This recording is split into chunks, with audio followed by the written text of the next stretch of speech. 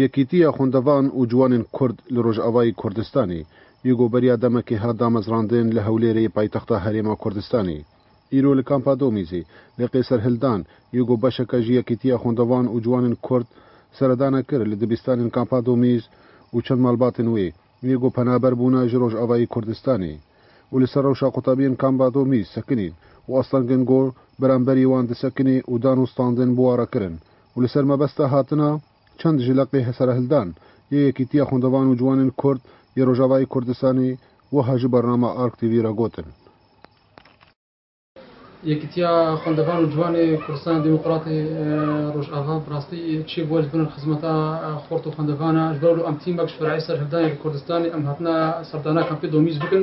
و ئەم سەر حالێ ڕۆژامە حالێ کەمپی اجتیماعی و بەتایبەت حالێ تەڕەبێمە و خۆشوار وەک ئەحسایی چێ بکن ئەم واقعی ئامیزین و مەسەردانا چەند قوتابخانە کرد و ئەم سەر واقعی واسەکنین و ئینشاءالله ئەمێ مستقبل ئەم کاربن ڤاتشتا چێ بکەن ji destpêkê em spasiya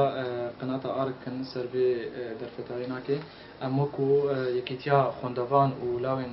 Demokrata Kurdistana Sûriya Rojava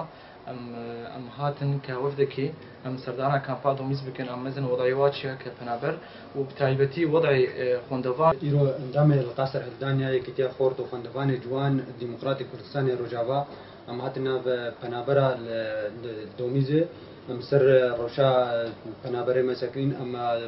سر روشا طلبه ما تايبات الشامي وحلبة فندي وهاتنا فيدي مان محروم كرنش خوندنا خو ام چون سيچار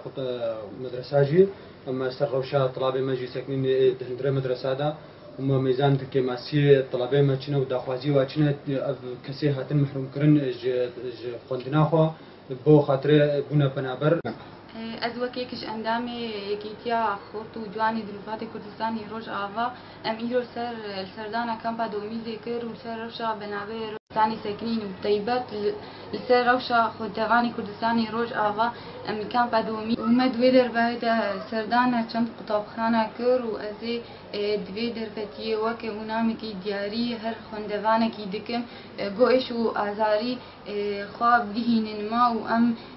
کاری بن سەر بسەکنن سەردانە موقعی ما فیسبوک یەکیتیا خوێندەوان جوان و دیموکراتی کوردستانی ڕۆژئاوا براستی برێ سەر ملێ خوێندەوانên Kurd berекî girana bi taybet di pêşeroja Rojavayê Kurdistanê da wek Nemir Mirzanî gotî xwendevan ewin serê rewiyê bi her şoreşekê